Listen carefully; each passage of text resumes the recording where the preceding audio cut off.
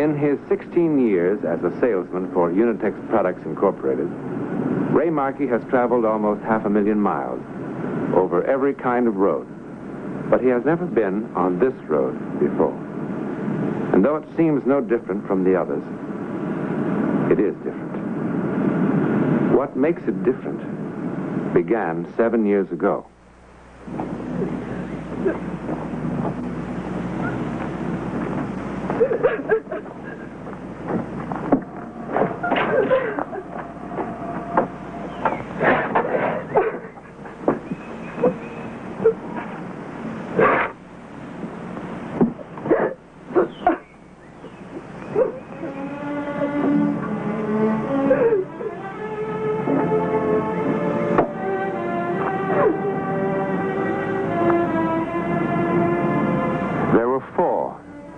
Family only a day ago.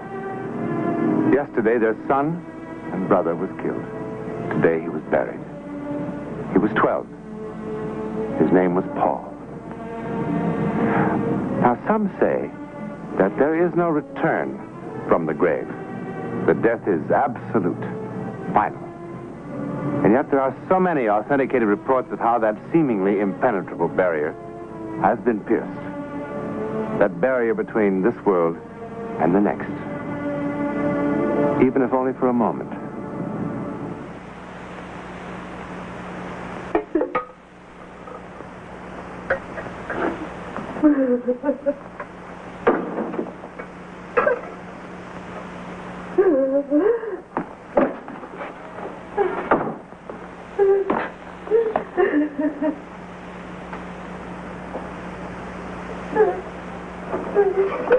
That's enough crying. Enough!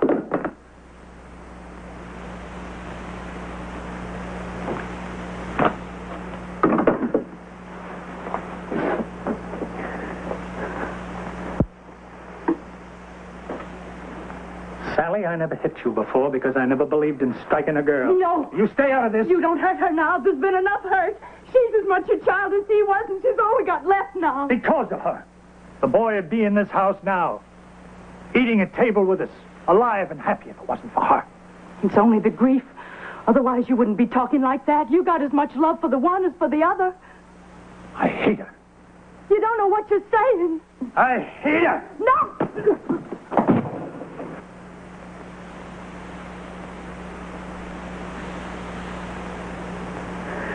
It's the first time you ever laid hand to me.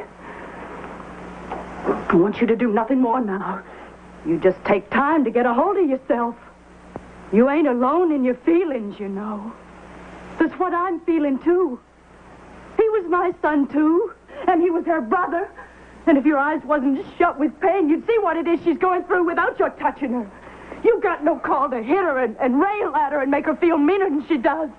You ought to soothe her now and give her some of your strength. That's what you ought to do. You got no cause to be so unjust. I wish she was dead, too. Then there'd be justice.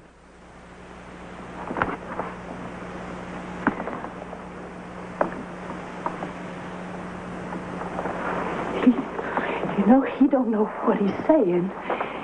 He's just not himself now. Sally.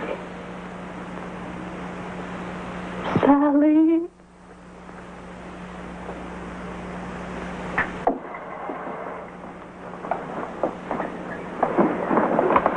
Wasn't you going to say a word? He ain't going to stay like he is, you know. He's just not himself right now. I heard him say it. He don't want me here no more. Oh, he's like a man raving with fever out of his mind. You can't hold it against him. He said he wished me to be dead. It's just words out of his mouth. You can't hold it against him. This here's your home. Don't you go away out of it.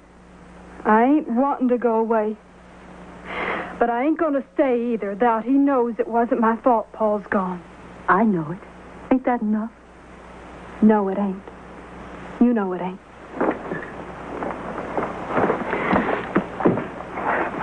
I'm asking you to stay, Sally. I'm asking you for me and for him both. If he asked me to stay, I would. Paul?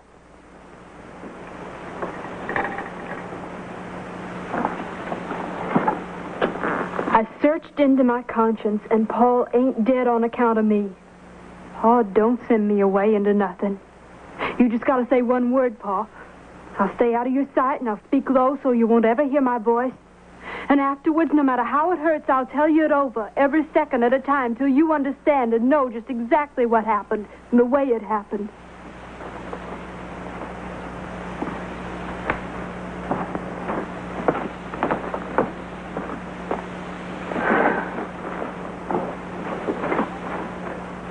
Where did you have in mind to go?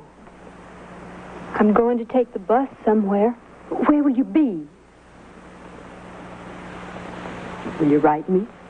It'll be like I was dead, just like he wants. Supposing I want to reach you. You put an ad in the newspaper letting me know. I'll call if you need me. Will you look to see it? I'll look. Every day. I got to go now, otherwise I'll miss the bus.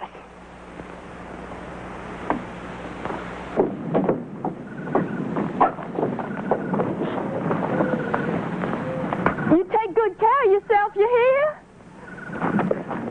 You watch yourself.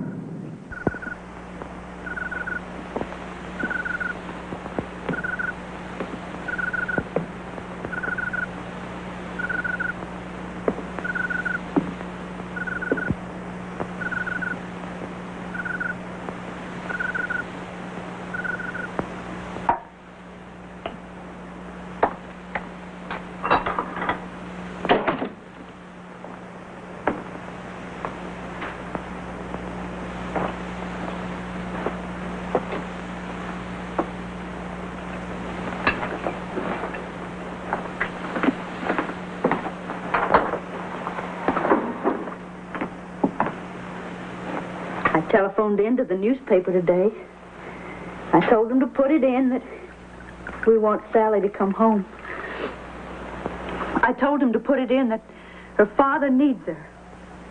Now, that's the truth. Whatever else you say, that's the truth.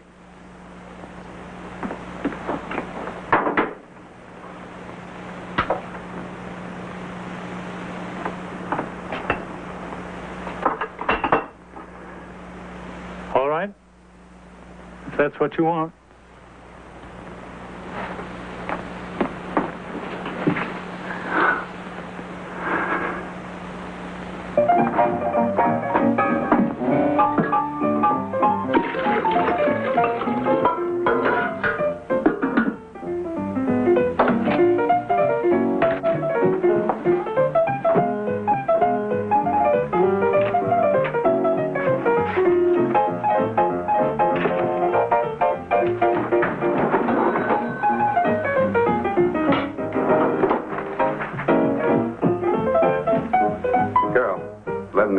Should be up pretty soon. We've got no time to be reading the paper.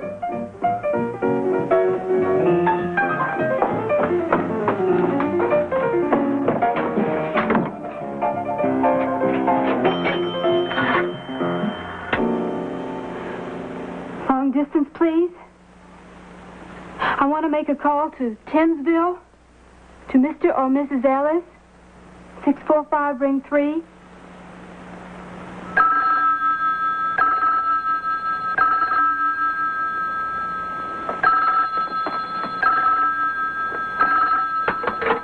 Hello? Sally? Mama? Are you all right? Where are you? Mama, did Papa put that ad in too, or was it just you? Sally, we want you to come home. I gotta hear Papa say it himself, Mama. I gotta hear it out of his own mouth. Now, you wait, you hear? Don't go away. He's waiting right here to talk to you. She wants to hear it out of your own mouth.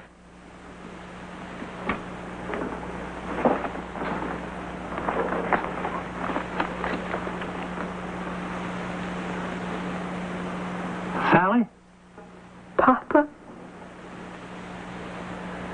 I want you to come home. Please.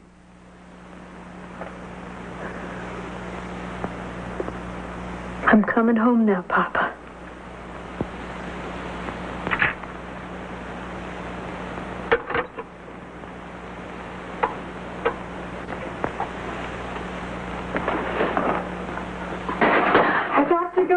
Can I please have my salary that's coming to me? Well, you mean you're going to walk out on me just like this in the middle of the night? I have to go back home now. Well, where do you suppose I can get somebody to wait counter this time of night? I'm sorry. I genuinely am sorry, but can I please have my salary that's coming to me? Payday's Friday. You got 3 more days. I need that money for bus fare. You come back Friday like I say. That's my money. I earned it. Well, I ain't saying you won't get it. I'm saying come back Friday. I can't wait that long. I gotta go back home now. I ain't got any other money. That's my bus fare. You're all the same. You come in here nice as you please, butter won't melt in your mouth. You gotta have a job so bad and I help you, and then you got no more thought to me than I was a piece of garbage. Please, Mr. Casey, I just gotta go home. You walk out of here now. I got the 11 o'clock rush coming up. What am I supposed to do? Wait counter and take cash at the same time? No, sir. You come back Friday, that's all. Don't you worry just the same. I'll get home.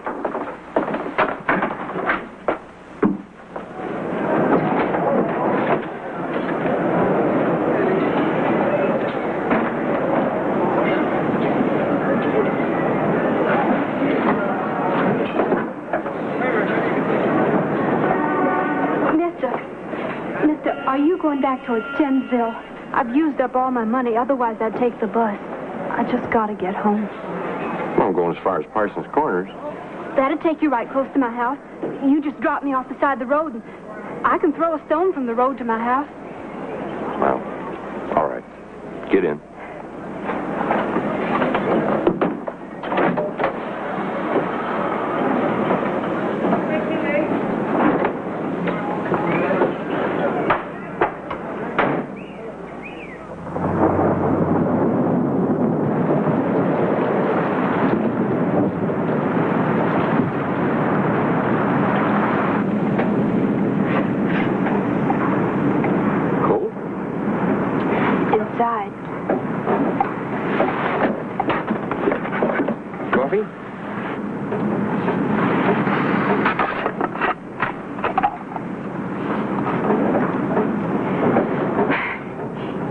You're just sitting here, and it's like this was the only place alive in the whole world. Nothing outside but the black night passing you by. Kind of like those headlamps was making a tunnel in the night for us to go through. Going home. I never thought to be going home again, to tell the truth. What day is it? Tuesday. 5 days ago, then. No more than that. Seems longer. Every day, creeping along like a sick animal, moving, but not the way they ought. Last Friday, I got up in the morning, and the sun was real clear. You know how the light is sometimes kind of like you can hardly see through it? Not last Friday. Last Friday, you could see through the morning clear to the mountains. I got up out of bed and I said to my mama, "Mama, I'm going down to the lake." My little brother Paul said he wanted to come too.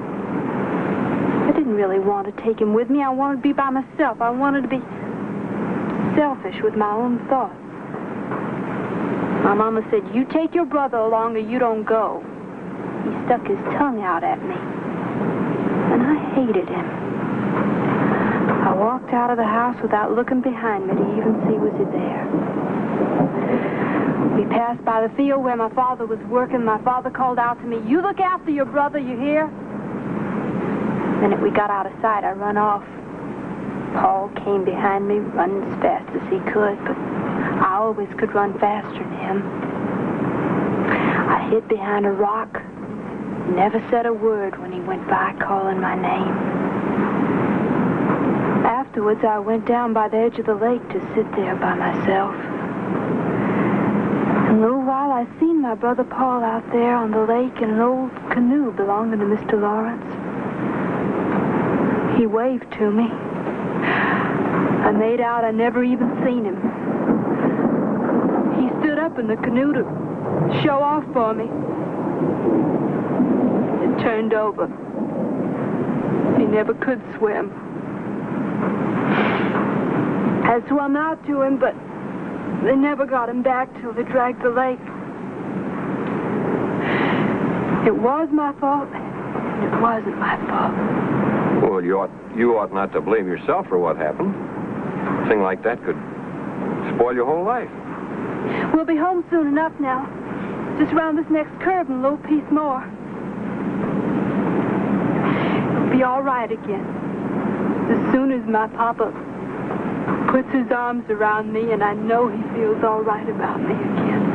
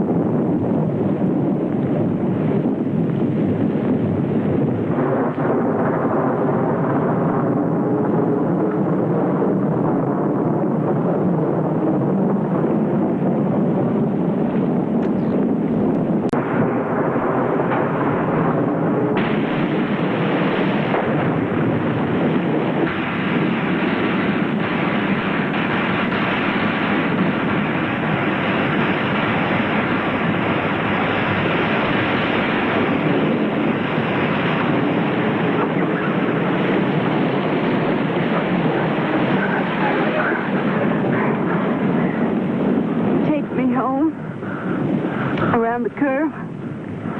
Postbox. Ellis. They're waiting.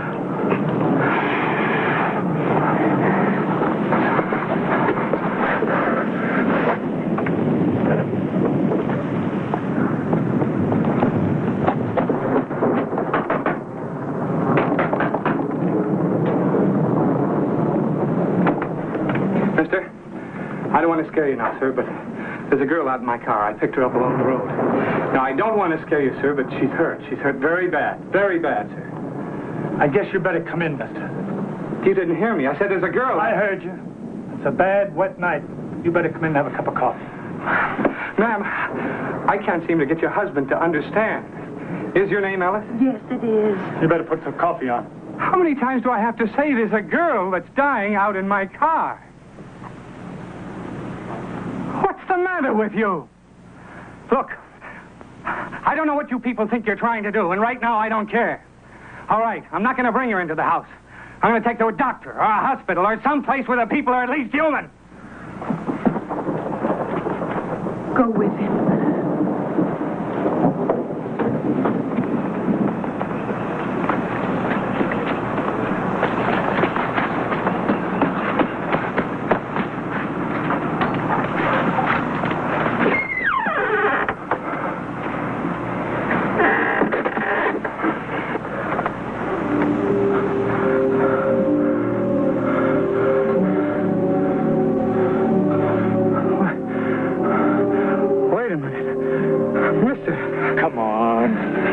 Back to the house.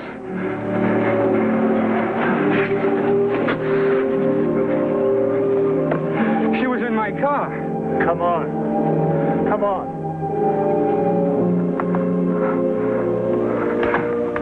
I saw her. She was in my car. I picked her up along the road. I carried her. Here, in my arms. Sit down. I would have been killed if I hadn't stopped for her.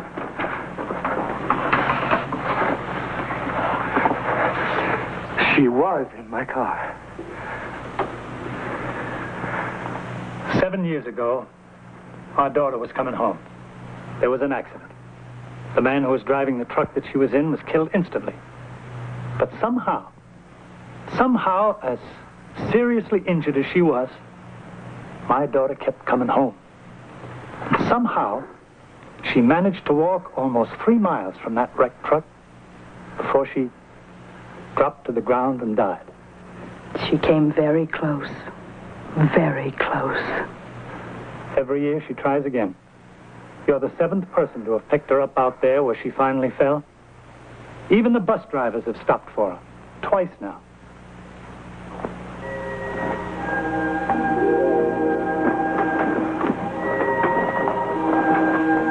It was kind of you. So many of them just pass her by.